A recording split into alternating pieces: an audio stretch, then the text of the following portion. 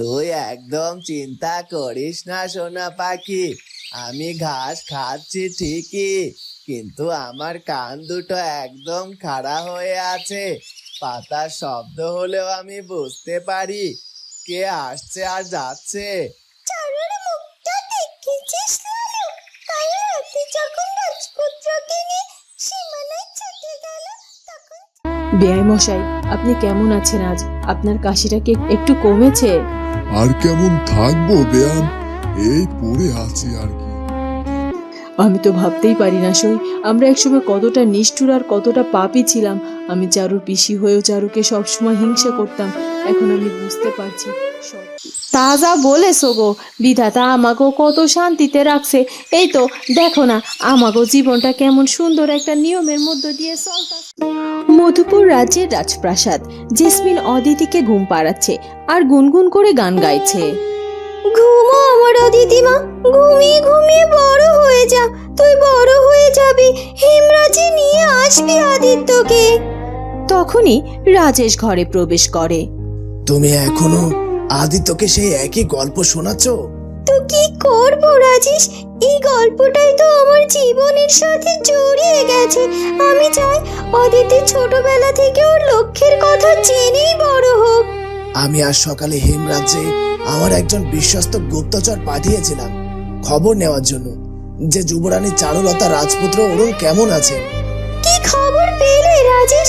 ওরা ভালো আছে তো? কাল ভৈরব নতুন করে আর কোনো ঝামেলা করেনি তো? খবর ভালো জেসমিন, কাল ভৈরব একটা চাল ছেড়েছিল বটে, কিন্তু যুবরানী চারুলতা নিজের বুদ্ধি দিয়ে সেটা ব্যর্থ করে দিয়েছে। হেমরাজ্যের সবাই এখন খুব সাবধানে আছে, আর প্রজারা সবাই মিলে যুবরানী চারুলতার জন্য আর আদিত্যের জন্য বড় প্রার্থনার আয়োজন করেছে। শুনে খুব শান্তি পেলাম রাজেশ। প্রজারা যদি চারু দিদির সাথে থাকে তবে কাল ভৈরব কিচ্ছু করতে পারবে না। আমার খুব ইচ্ছে করছে একবার হেমরাজ্যে গিয়ে চারু দিদিকে দেখে আসি। এখন আমাদের সেখানে যাওয়াটা ঠিক হবে না জেসমিন, কাল ভৈরবের নজর সব দিকে আছে। আমরা যদি এখন যাই তবে কাল ভৈরব মধুপুরের ওপর আক্রমণ করতে পারে। আমাদের দূর থেকে এই যুবরানী চারুকে সমর্থন করতে হবে। তুমি ঠিকই বলেছ, আমরা এখান থেকে চারু দিদির জন্য প্রার্থনা করব। ও দিদি, মা, তুই তাড়াতাড়ি বড় হ, তোর পিসির যে তোকে ভীষণ দরকার। হেমরাজ্যের রাজপ্রাসাদ। লালু আর সোনা পাখি প্রাসাদের ভেতরে এলো। সোনা পাখির ঠোঁটে একটা ছোট্ট পাতার পুটলি। চারু, চারু, দেখ তোর জন্য কি এনেছি। কি রে সোনা পাখি, তোরা দুজনে মিলে আবার কি নিয়ে এলি আমার জন্য? লালু, তুইও তো দেখছি খুব খুশি আজ। খুশি তো হবই চারু, তুই সব সময় রাজপ্রাসাদের ভেতরে আর ওই সীমানায় গিয়ে কষ্ট করিস, তাই আমরা তোর জন্য পাহাড়ি মিষ্টি ফল নিয়ে এসেছি। এই ফল খেলে তোর মনটা একদম ভালো হয়ে যাবে। সোনা পাখি পাতার পুটলিটা চারুলতাকে দিল। তোরা দুজনে আমার এত খেয়াল রাখিস, তোরা না থাকলে যে আমার কি হতো। তোদের ভালোবাসার কাছে আমি সত্যিই ঋণী। তবে আমি একা খাবো না, তোরাও আমার সাথে খাবি। লালু, তুই নে। সোনা পাখি, তুইও একটু নে। আমি তো ঘাস খেয়ে পেট ভরিয়ে ফেলেছি চারু, তুই খা। তুই হাসলে আমাদের এমনিতেই মন ভরে যায়। তোদের মতো এত নিষ্পাপ বন্ধু পাওয়া ভাগ্যের ব্যাপার। কাল ভৈরব মানুষের মনে বিষ ঢোকাতে পারে, কিন্তু তোদের এই পবিত্র ভালোবাসাকে সে কোনোদিন নষ্ট করতে পারবে না। আমি তোদের কথা দিচ্ছি লালু, আমি হেমরাজ্যকে এমন সুন্দর করে সাজাবো যেখানে কোনো কালো জাদুর ছায়া পড়বে না। হেমরাজ্যের রাজপ্রাসাদের ছাদ। সন্ধ্যা নেমে এসেছে। চারুলতা এবং রাজপুত্র অরুণ পাশাপাশি দাঁড়িয়ে দূর আকাশের দিকে তাকিয়ে আছে। আকাশে অনেক তারা ফুটেছে। চারু, আজ হেমরাজ্যের বাতাসটা খুব শান্ত মনে হচ্ছে। প্রজারা সবাই মিলে আমাদের জন্য প্রার্থনা করছে শুনে আমার বুকটা ভরে উঠেছে। এটাই তো আমাদের আসল শক্তি রাজপুত্র। যখন রাজ্যের মানুষ তাদের রাজা রানীর পাশে থাকে তখন কোনো অশুভ শক্তি সেই রাজ্যকে হারাতে পারে না। ভ্যাবলা, ক্যাবলা, বাবা, মীরা, এরা সবাই আমাদের পরিবারের মতোই হয়ে আছে। তুমি ঠিকই বলেছো চারু, আর শুধু আমাদের রাজ্যের মানুষই নয়, দূর মধুপুর থেকে জেসমিন আর রাজেশও আমাদের জন্য ভাবছে। লালু আর সোনা পাখির মতো অবলা প্রাণীরাও আমাদের কতটা ভালোবাসে আজ সেটা দেখলাম। হ্যাঁ রাজপুত্র, এত মানুষের ভালোবাসা আর আশীর্বাদ কখনো বৃথা যেতে পারে না। আপনি ওই আকাশের দিকে তাকান, ওই যে সবচেয়ে উজ্জ্বল তারাটা, ওটা যেন আমাকে বলছে আমাদের আদিত্যও ঠিক ওই তারার মতোই হাসছে। আমারও তাই মনে হয় চারু, আমাদের আদিত্য খুব তাড়াতাড়ি আমাদের কাছে ফিরে আসবে, আর কাল ভৈরবের ওই অন্ধকারের রাজত্ব চিরকালের মতো শেষ হয়ে যাবে। কাল ভৈরব এখন চুপ করে আছে মানে সে নতুন কোনো সহজ ছক কষছে, কিন্তু আমরাও প্রস্তুত আছি। সে যতই মায়াজাল তৈরি করুক, সত্যের আলো আর ভালোবাসার শক্তির কাছে তাকে হার মানতেই হবে। হেমরাজে আর কোনোদিনও সে ভয়ের রাজত্ব কায়েম করতে পারবে না। কাঠুরের কুড়ে ঘর। সকালবেলা কাঠুরে উঠোনে বসে কুড়াল ধার দিচ্ছে। ওগো, আজকে তুমি জঙ্গলের ওই উত্তর দিকটাই কাঠ কাটতে যাইবা? কাল তো কইছিলা ওইদিকে শাল গাছগুলো নাকি বেশ বড় হইছে। হ্যাঁ বউ, আজ উত্তরের দিকটাতেও যাবো ভাবছি। বেশ কয়েকটা শুকনো গাছ দেখেছি গো ওখানে, সেগুলো কাটলে হাটে ভালো দামও পাওয়া যাবে। শীত তো এসে গেল, এখন থেকে কিছু ভালো কাঠ জমিয়ে না রাখলে শীতে যে খুব কষ্ট হবে গো। ঠিকই কইছো, তুমি বরং আজ একটু বেশি কইরাই কাঠ কাইটো। আমি তোমার জন্য দুপুরের খাবারে একটু শাক ভাজা আর ডাল কইরা দিমু, সাথে কইরা নিয়ে যাও। জঙ্গলে বসে খাইলে তোমার গায়ে শক্তি পাইবা। তোমার হাতের ওই শাক ভাজা দিয়ে ভাত খেতে আমার যা ভালো লাগে না গো, মনে হয় যেন অমৃত খাচ্ছি গো। আমাদের এই গরিবের সংসারে অভাব থাকতে পারে, কিন্তু শান্তির কোনো অভাব নেই গো। তা যা বলেছো গো, বিধাতা আমাগো কত শান্তিতে রাখছে। এই তো দেখো না, আমাগো জীবনটা কেমন সুন্দর একটা নিয়মের মধ্য দিয়ে চলতাছে। তুমি সকালে কাঠ কাটতে যাও, আমি ঘরের কাজগুলো সামলাই। দিনগুলো যেন হাসি খুশিতেই কেটে যাচ্ছে। সত্যি বউ, আগের চেয়ে আমাদের দিন অনেক ভালো কাটছে গো। আমি হাটে হাটে কাঠ বেচে যা পয়সা পাই, তা দিয়ে আমাদের বেশ ভালোই চলিয়ে যাচ্ছে। কারো কাছে হাত পাতে হচ্ছে নে গো। নিজের পরিশ্রমের উপার্জনের যে কি শান্তি, সেটা আমি এখন খুব ভালো করে বুঝতে পারি গো। আর আমাগো ঘরের এই শান্তি তো আরো বাইরে গেছে। তুমি কাজ থেকে ফিরা যখন উঠানে বসো, তখন আমার মনে হয় আমাদের ছোট্ট এই কুড়ে ঘরটাই পৃথিবীর সব থেকে সুখের জায়গা। তুমি একদম ঠিকই বলেছো গো, আমাদের আর কোনো বড় আশা নেই গো। আমরা এই অচেনা রাজ্যে ছোট একটা গ্রামের সাধারণ মানুষ। এই গ্রামের মাটির গন্ধ, এই বনের বাতাস, এই সব নিয়েই আমরা চিরকাল বেঁচে থাকতে চাই। বিধাতা আমাদের এই সুখটুকু যেন চিরকাল বজায় রাখেন গো।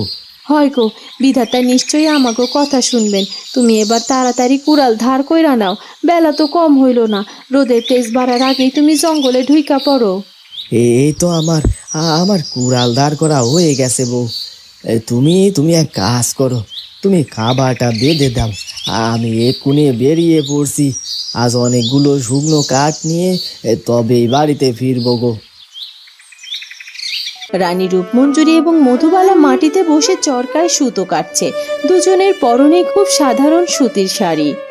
রূপমঞ্জুরি, আজ তো অনেকক্ষণ ধরে সুতো কাটছি, আমার ডান হাতটা কেমন যেন ব্যথা করছে, একটু বিশ্রাম নেব। একটু বিশ্রাম নেই মধুবালা, তুই সেই সকাল থেকে চরকা ঘোরাচ্ছিস, তবে তো জানিসই এই যে তোর হাত ব্যথা করছে, এই ব্যথার মধ্যে একটা অন্যরকম শান্তি আছে। তুই ঠিক বলেছিস রূপমঞ্জুরি, আগে যখন আমরা দুজনে দুই রাজ্যের রানী ছিলাম, তুই ছিলি রত্নগড় রাজ্যের রানী আর আমি হেম রাজ্যের রানী, তখন তো কোনো কাজই করতাম না, শুধু বসে বসে অন্যের ক্ষতি করার কথা ভাবতাম। কিন্তু তখন মনে কখনো কোনো শান্তি ছিল না, সবসময় একটা ভয় আর অস্থিরতা কাজ করতো। আমরা তো জীবনে অনেক বড় ভুল করেছি রে মধুবালা। আমি চারুর সাথে কত চক্রান্ত করেছি, কত খারাপ আচরণ করেছি। তুই অরুণের সৎ মা হয়ে কম অন্যায় করিসনি।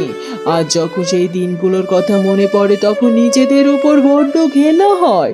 সব হারিয়ে যখন ভিখারিনী হয়েছিলাম, তখন এই চারুলতাই তো আমাদের দুজনকে আশ্রয় দিয়েছিল। বিধাতা যে আমাদের এত বড় অন্যায়ের পরও হেমরাজে বেঁচে থাকার সুযোগ দিয়েছে, এটাই তো আমাদের বড় সৌভাগ্য। আমি তো ভাবতেই পারি না সই, আমরা একসময় কতটা নিষ্ঠুর আর কতটা পাপী ছিলাম।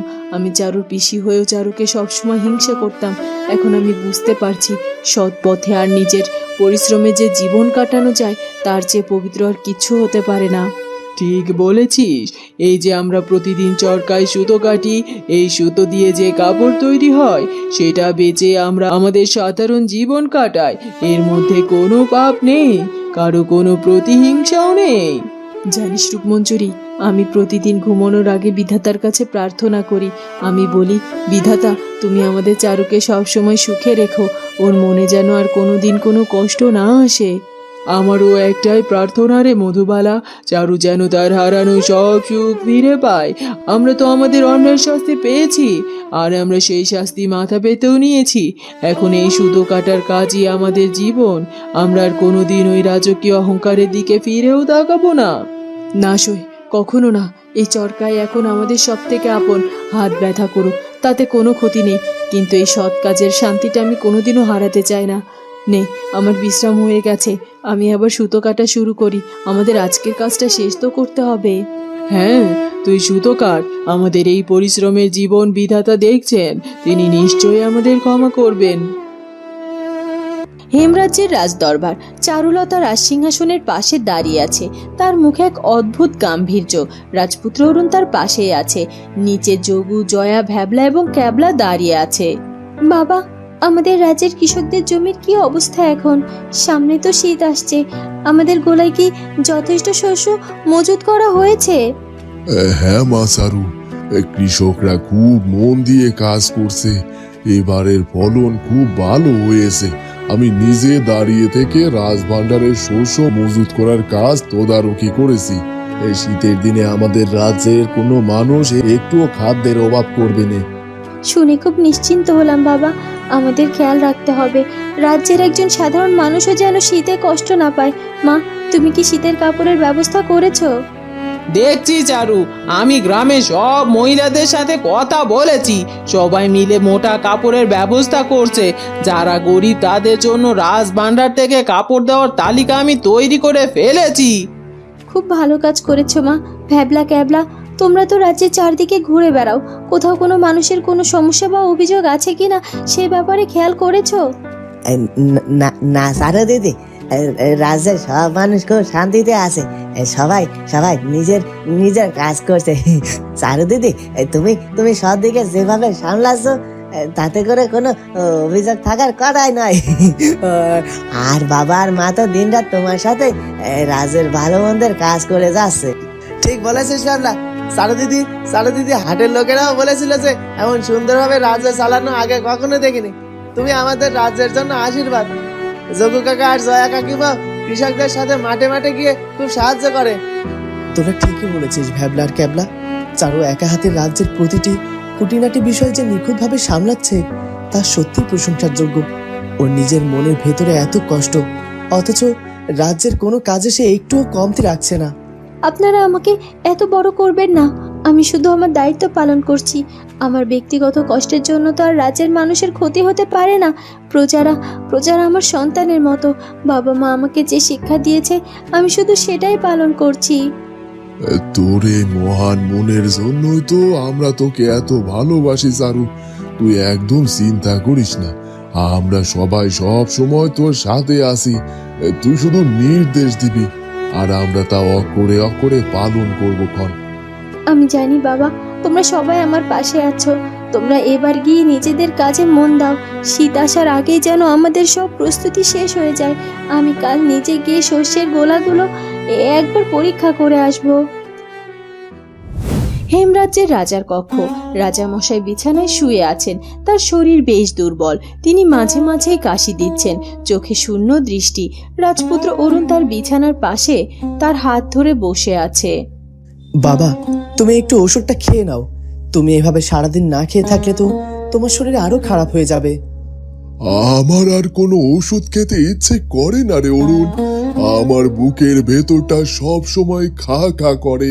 আমার ওই ছোট্ট নাতিটার মুখ যখন মনে পড়ে তখন মনে হয় আমার জীবনটা রেখে আর কি লাভ। আমি তো ওকে আগলে রাখতে পারলাম না। বাবা, তুমি এমন করে ভেঙে পড়লে আমরা কোথায় গিয়ে দাঁড়াবো? তুমি আমাদের হেমরাজ্যের রাজা। তুমি যদি রাজসভায় না যাও, যদি এমন করে বিছানায় পড়ে থাকো, তাহলে রাজ্যের মানুষ তো ভয় পেয়ে যাবে। আমি আর রাজসভায় গিয়ে কি করবো অরুণ? আমার তো কোনো কাজে মন বসে না। চারু তো কত সুন্দর করে রাজ্যের সব কাজ সামলাচ্ছে। ওর হাতে রাজ্য খুবই নিরাপদ। আমি শুধু আমার ঘরের এই চার দেওয়ালের মধ্যেই থাকতে চাই। আমার শরীরটা আর আগের মতো নেই রে বাবা। আমি খুব দুর্বল বোধ করি। এমন সময় রানী লতা ধীর পায়ে কক্ষে প্রবেশ করলেন। তার চোখে মুখে বিদায়ের বিষাদ। বেয়াই মশাই, আপনি কেমন আছেন আজ? আপনার কাশিটা কি একটু কমেছে? আর কেমন থাকবো বেয়ান, এই পড়ে আছি আর কি। দিনগুলো যে আর কাটতে চায় না। বিধাতা যে কবে আমার এই কষ্টের অবসান ঘটাবে কে জানে। আপনি একদম কথা বলবেন না বেয়াই মশাই। বিধাতা নিশ্চয়ই আমাদের সব দুঃখ একদিন দূর করবেন। আপনাকে একটু শক্ত হতে হবে। বেয়াই মশাই, আমি আজ আপনাদের কাছ থেকে বিদায় নিতে এসেছি। বিদায়? আপনি কোথায় যাচ্ছেন বেয়ান? আপনি এখানে আছেন বলে তো চারুমা একটু ভরসা পায়। আপনি চলে গেলে তো ওরা খুব একা হয়ে যাবে। আমার তো হেমরাজ্য ছেড়ে একটু যেতে মন চাইছে না, কিন্তু অনেক দিন তো হলো আমি এখানে এসেছি। ওদিকে মধুপুর রাজ্যে আমার স্বামী মধুরাজা একা আছেন। ওনার তো বয়স হয়েছে, শরীরটা ভালোও যাচ্ছে না। আমাকে তো একবার ওনার কাছে ফিরে যেতেই হবে। মা, আপনি ঠিক বলেছেন। আপনি অনেকদিন ধরে আমাদের এখানে আছেন। আপনার রাজ্যেও তো অনেক দরকার। হ্যাঁ বেয়ান, আমি বুঝতে পারছি। মধুরাজা তো একা অনেকদিন কষ্ট করেছে। আপনি তার কাছে ফিরে যান। তবে আমাদের চারু মায়ের জন্য আমার খুবই কষ্ট হয়। মেয়েটা এত কষ্ট বুকে চেপে রাজ্য চালাচ্ছে, আর আমি অসুস্থ হয়ে বিছানায় পড়ে আছি। আমি তোর কোনো সাহায্যই করতে পারছি না। আপনি একদম ভাববেন না, চারু অনেক শক্ত মেয়ে, ও ঠিক সব সামলে নেবে। আর আমি তো ওকে বলে যাচ্ছি আপনার খেয়াল রাখতে। আপনি শুধু নিজের শরীরের যত্ন নেবেন। আপনি ভালো থাকলে যে চারুমাও ভালো থাকবে, ওর মনে অনেক জোর পাবে। ঠিক আছে বেয়ান, আপনি সাবধানে মধুপুরে ফিরে যান। মধুরাজাকে আমার পক্ষ থেকে সম্বর্ধনা জানাবেন, আর বিধাতার কাছে প্রার্থনা করবেন আমরা যেন সবাই আবার সেই একসাথে সুখে শান্তিতে থাকতে পারি। বন্ধুরা, কি হতে চলেছে এরপর সেটা জানবো চারুলতা গল্পের পরবর্তী পর্বে। আর আমাদের আজকের পর্বটি ভালো লাগলে অবশ্যই আমাদের চ্যানেলটিকে সাবস্ক্রাইব করে দিও। দেখা হবে নতুন পর্বে। ধন্যবাদ।